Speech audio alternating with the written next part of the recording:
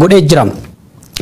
Ana Cinaaksan araddoota baay'ee keessatti liyyuu haayilii fi humni addaa naannoo Sumaalee irra deddeebiidhaan weerara banuun lubbuu lammiilee nagaa gaaga'aa qabeenya barbadeessaa akka jiru gabaasa turuun keenya ni yaadatama.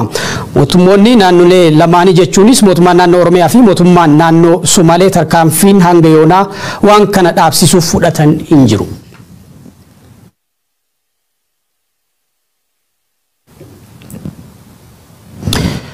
Matakkal aanaa Dibaaxii keessatti torban darbe qofa Oromooti sadii humnoota qaamni nageenyaa naannoo Beenishaangul Gumuz bobbaaseen ajjeefamanii jiru.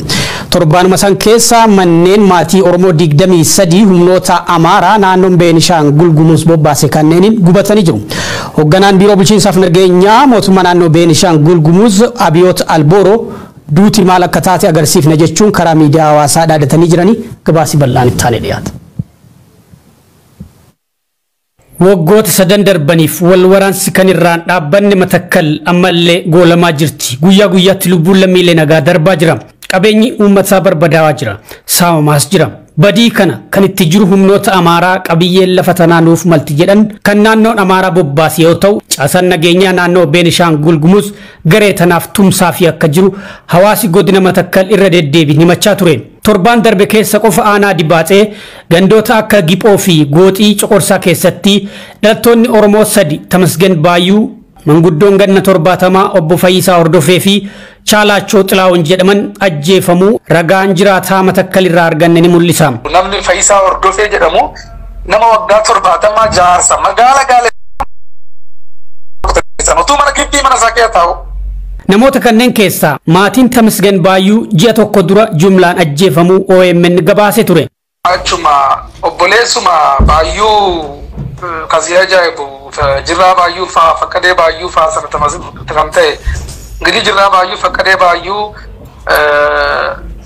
Azaalee Lammeessaa Balaayii jirraa Baayyuu bakka tokkotti kan isaan yeroo darbe maatii addee tokkotti dhume obboleessa isaanii tokkitti hafe Tamasgen Baayyuu deemgadda kan isaan ajjeesanii gidi tootaalii jenoosaayidii ta'e mana sana keessaa namni jiru jechuudha. Amma ijoollee xinnoo hafte malee ejjaan kan ilmaan Baayyuu nama hin jiranii jechuudha. Kan si ajaa'ibu gaafa sokkan sana ganama isaa Gumziin bakkuma naannoo Tamasgen Baayyuu kan ajjeesanitti Gumzii Baxaaqaa jedhamu sana ajjeesanii makiinaatti hidhanii ture afasa lafarra gotatanii magaala Gaaleessaa keessa naannessaa turani. Makalagayaatu dhumarratti qawwee kaasee konkolaataa dhaabachiisee konkolaataa isaa irraa reeffisuun akka lafarra gotatamne irraa fuudhee isa gotatamaa walirraa buusee sanbata guddaa darbe kana. Kana malees manneen jiraattotaa 23 abiddaan barbadaa'uu dhageenya jirra. Torban darbe keessa magaalaa Gaaleessaa keessatti magaazan daldaltootaa fi qabeenyi beelladaa baay'een saamamee fe'amuun gara naannoo Amaaraatti geeffamu jiraataan Matakkal OMN itti himee jira. Mana 23 Coqorsa keessa Coqorsa duwwaa kan isaan gubanii Gaaleessaa keessatti immoo magaaluma Gaaleessaa bakkuma komaandi poostiin seentarii godhatee hojjetu kana bakkuma liyyuu haayiliin sidaamaa jiru kana bakkuma isaan buufatan jira kana mana Oromoo saamanii fakkeenyaaf maqaa barbaadde mana Faqaadee Akkumaatii nadaajii barmeela 18 kan isaan fudhatanii otuma dhaabattee ilaaltu jechuudha. Qabeenya kee dhaabattee ilaaltu magaazina cabsanii jechuudha. Miizana xaalii kana kan isaas fudhataniiru kan kabaa nagasaa fudhataniiru kan walumatti mana 4 magaazina cabsanii dhuma saamanii makiinaatti fe'atanii re'oota re'ee kanatu nafiin guuranii makiinaatti fe'atanii re'ee 64. Godina Matakkal aanaalee akka Daangurii fi Maanduraa keessatti humnoota Amaaraa hidhatanii fi lammiilee nagaa Beenishaangul Gumuz gidduutti wal waraansi itti fufee akka jiru kana hordofees lubbuun dhalattoota Gumuzii guyyaa guyyaan darbaa jiraachuu fi qabeenyi isaaniis barbadaa'aa jiraachuu odeeffannee jirra. Gara Gumzootaa dhuftee amma Haduu Kaleessaatti Daangur keessatti Gilgal Maanduraa keessatti naannoo Gilgalirra kan jiran guutuurratti waraanati jedhu labsamee isumayyuu waraana guyyaa guutuutti ta'aa jira. Godinichatti komaandi poostiin hundaa'e nagaa lammiilee kabachiisuu hin dandeenye kan jedhan jiraattonni Matakkalitti humnooti Amaaraa osuma gareen komaandi poostii ilaalu badii kana dalaguu jedhan. Itti gaafatamaan biiroo bulchiinsaaf nageenyaa naannoo Beenishaangul Gumuz obbo Abiyoot Albooroo shanee fi juuntaa irratti tarkaanfii fudhanne jechuun fuula miidiyaa hawaasaa irratti kan maxxansan yoo ta'u duuti maal akka taate agarsiifneerra jechuun lammiilee nagaatti dhaadatanii jiru. Qabiyyeen Matakkalis ni deebi'aa jedhan qondaalli kun. Manni kun hundumtuu gubaa oolaniitu galgala maal jedhee barreessa Abiyoot Albooroo ሞት ምን እንደሆነ አስተምረናቸዋል ይጀዳል እያሳየን ያለ ነው የመተከል ጸጋ ይመለሳል ይጀዳል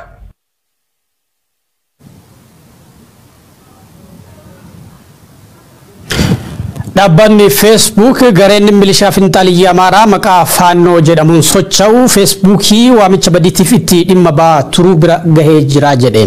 Itoophiyaatti Facebookiin jeequmsa kakaasuuf akka meeshaatti itti dhimma bahamaa turuus dhaabbatichi mirkaneessuusaa CNN gabaasee jira. Garee kanaan alattis qaamoleen Facebookii fayyadamanii Itoophiyaa keessatti hokkara hammeessan jiraachuu quba qabna ka jedhan dubbiimaan dhaabbata Facebook dhimma Itoophiyaa itti dhiyeenyaan hordofaa jirra jedhu Yihuun Ingidaa gabaasa bal'aa qaba.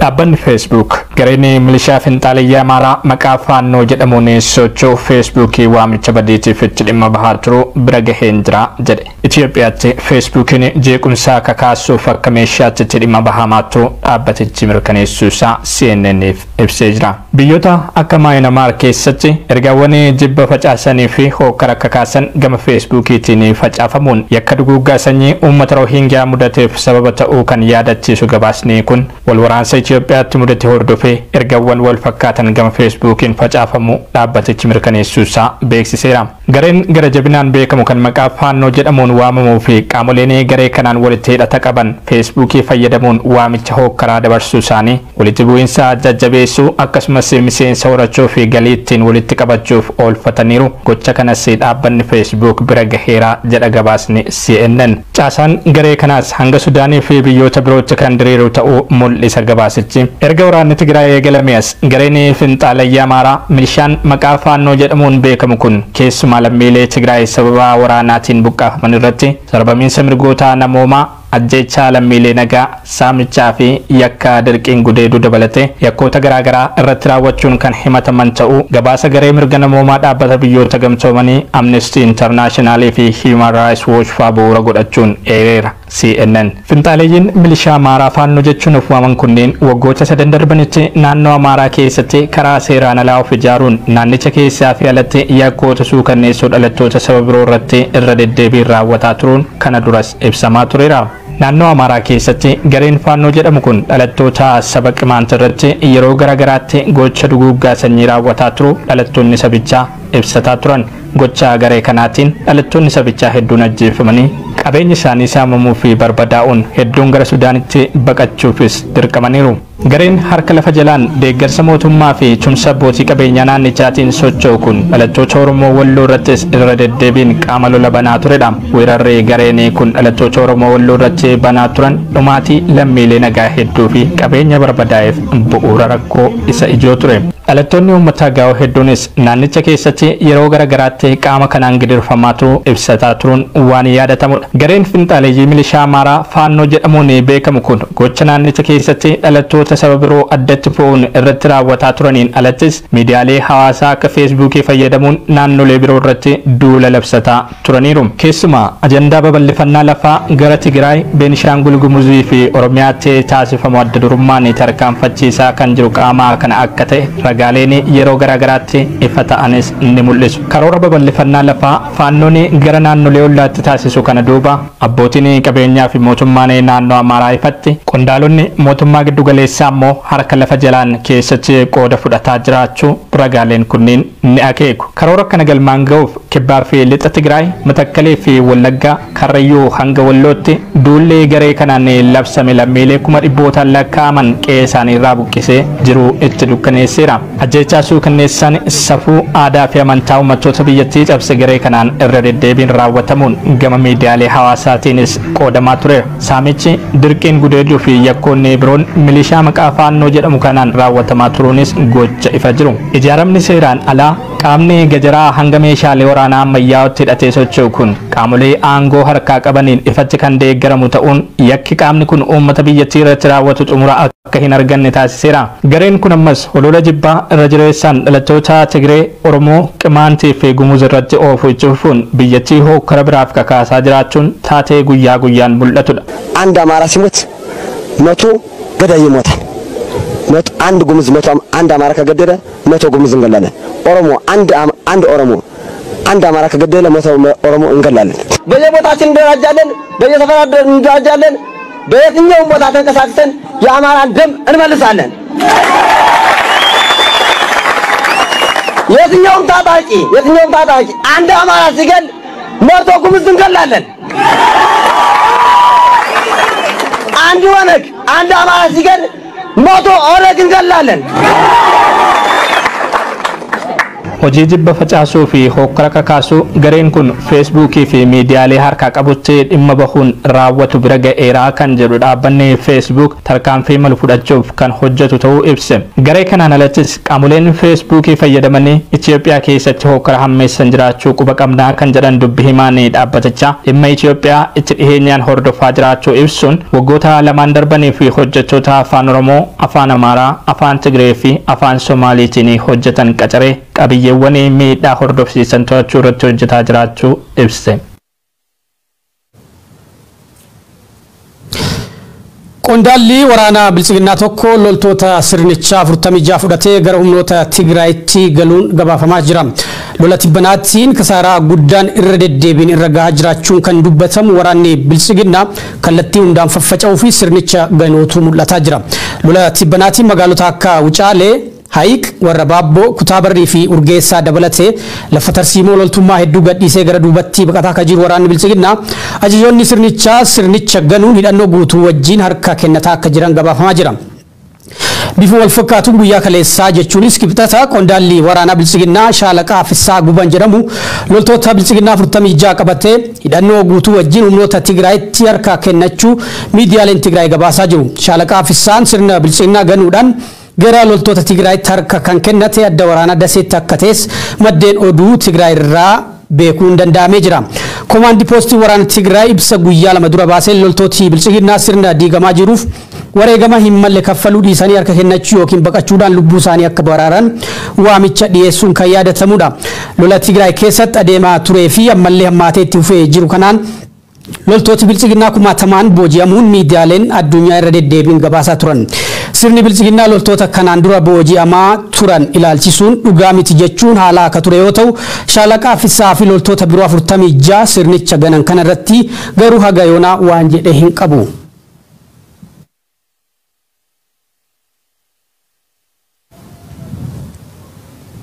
Odeessa waraana kaabaa kabiraatiin humnooti Amaaraa adda waraanaa kaabatti loltoota fi hoogganoota waraanaa Oromoo ija shakkii fi diinummaatiin akka laalan miseensonni waraanaa booji'aman dubbatan. Kanaaf Oromoon lafa isaatiif malee biyya Oromootiif du'uu hin qabu jechuun dhaamaa jiru. Loltooti kunneen yaada isaanii keessaa tokko kunooti. Ani maqaan kiyya Ahmad Abdisamad. Ahmad Abdisamad Ahmad. Kan itti dhaladhe Oromiyaa. Akkan itti dhufe poolisii Oromiyaa dorgomee yeroon poolisii Oromiyaa dorgomee jiran aanaa addaa dhufu poolisuma jiran hoggan aanaa galu makalaakaa jiran bilbilee maatitti himee boo'ee giddaaji na oofan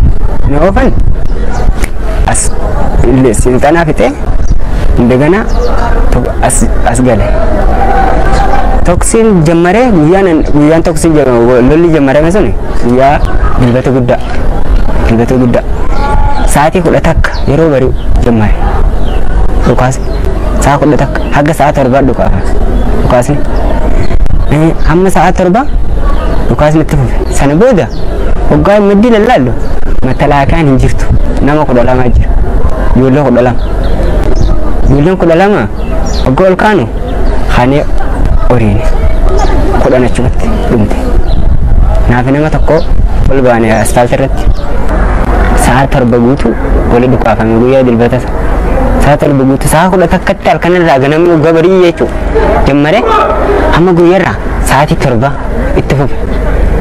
Yeroo ol kaanu ilmi namaa hin jiru. Waan dubbaddoota kan ajaa'ibu nu warreen matalakaadhaa naannoo Amaaraa dhufanii isaaniif loluume dhugaa rabbii na boochisaa turan anaa kana ilmi Amaaraa jechuudha. Wallahi milishaan Amaaraa na boochisaa turte na jechuudha. Si kabaja si laattu. Kabaja tokkicha si laattu amma ijoollee Oromoo baddee karaa deemu jirtu qottoodhaan namni akkamitti qottoodhaan ilma namaa gachiifsee qottoon qaxaaqqatee qaama isaa achitti du'aa darba. Mansaaraa irraa fudhatee si gargaara jedhanii mucicha xiqqaa tokko fa'aa isa ajaa'ibu mucicha xiqqaa tokko mansaaraa si gargaaraa fidi jedhanii indaganaa mansaaraa irraa fuudhanii dullaan ari'an. Matalaakaa galuun akka nama du'a qabrii galee natti ilaalan. Maaliif jee kabaja hin qabdu tokko kabaja hin qabdu namni sin kabaju matalakaatu waliin kabaju. Dhaamsi hin qabu yoo duute biyyaaf du'i malee biyya namaatiif hin du'in. Dargaggoonni akka huyyaa akka ibidda keessa hin galleen dhaamaaf. Ani amma ibidda seeneen ibidda keessa irraa akka nama boqqolloo bilcheessanitti keessa gara gaggalee boqqolloo bilchaattu kasalaan barbaadan akkasitti keessa gara gaggalee arge. Ani dargaggoonni akka huyyaa biyya fiitu yoo du'aadu biyya namaatiif du'uun rakkisaadha. Seenaas kaasa gaaf tokko yoo biyya namaatiif duute seenaas hin kaasu. Biyya keetti yoo duute seenaan kaasa.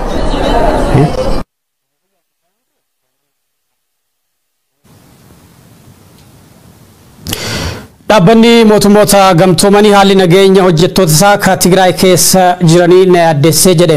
Barreessaa olaanaan dhaabbatichaa Antooniyoo Guutarees qaamoleen wal waraansatti jiran lammiilee nagaa fi dhaabbolee siviilii irratti xiyyeeffachuu irraa akka of qusatan gaafatanii jiru.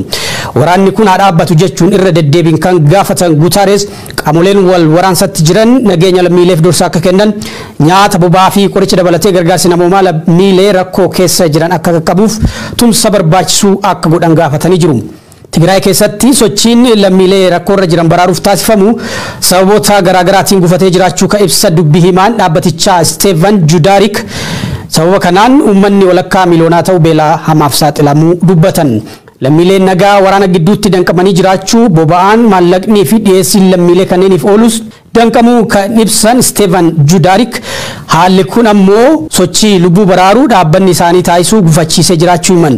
Ulaan gargaarsa namoomaa dhaqqabsiisuuf oolan marti Tigraayitti cufamuun walqabate dhaabbanni mootummoota gamtoomanii torbaanota darbaniif gama xiyyaaraatiin gargaarsa namoomaa qaqqabsiisuuf yaalaa akka ture wayita ta'u qondaalonni mootummaa Itoophiyaa torban darbe keessa xiyyaarri UN buufata xiyyaaraa Maqalee akka hin qubanne ittisuu hordofe gargaarsi namoomaa gama xiyyaaraan taasifamus adda citee jiraachuun isaanii beekama. Odeessa argannoo saayinsiis qabna. Astiroonomaroonni pilaanetii haarawaa tanaan dura beekaman sagalanii dhalatti argamtu argachuuf fiixirra ga'uu beeksisanii jiran. Pilaanetii haarawaa tana maaltu adda godha guyyoo waariyoo waa ishee isinitti.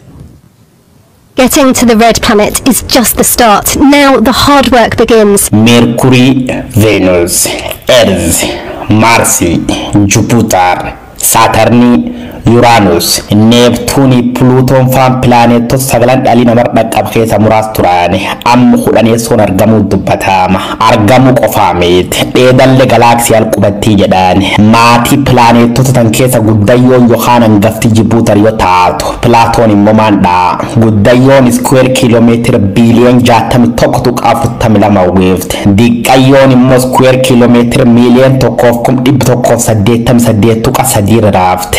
Afreessoo lafa dachee yookaan ardi torbaan dhalli namaa jiraatan jechoo pilaaneetota hawwaatan keessa guddayyoon Jupiter jedhamti 63 qabdi laftir jiraan garuu tokkoof keessa marte naannoofti dacheen guyyaa sa'aatii 24 marte dhoofti pilaaneetii Neptune jedhamti garuu sa'aatii 16 galte rafti jedhan akkanaa wal caalan. If they became as huge as Saturn or Jupiter, they would turn into ginormous gas giants as well. Wamtaatee fuduuba mallastiroomarooti sirni galaaksii teennaan alallee pilaaneetti jalqaba argachuuf afaan naqaa jirraa jechuu jiru. Addunyaa teentan irratti gammaa qorattooti hawwaa ka exoplanet jedhama warri lakkoofsaan 5,000 caala aduu walitti turjirnaannaanii waan kan barbaaduun argachaa ba'an. Pilaaneetti yeroo jalqabaaf Milky Way jalatti argamuun oolti jedhamtu tunduub guddinni qaamaatiin pilaaneetti Saturn jedhamtu walqixxe ta'uu teleskooppiin X X-ray Chandra jedham haqabeenyi tadhaabbat qorannoo NASA birbirga'uusa BBC'n gabaase. NASA has just successfully landed its most ambitious ever mission to Mars. Dr. Rosani Di Stefano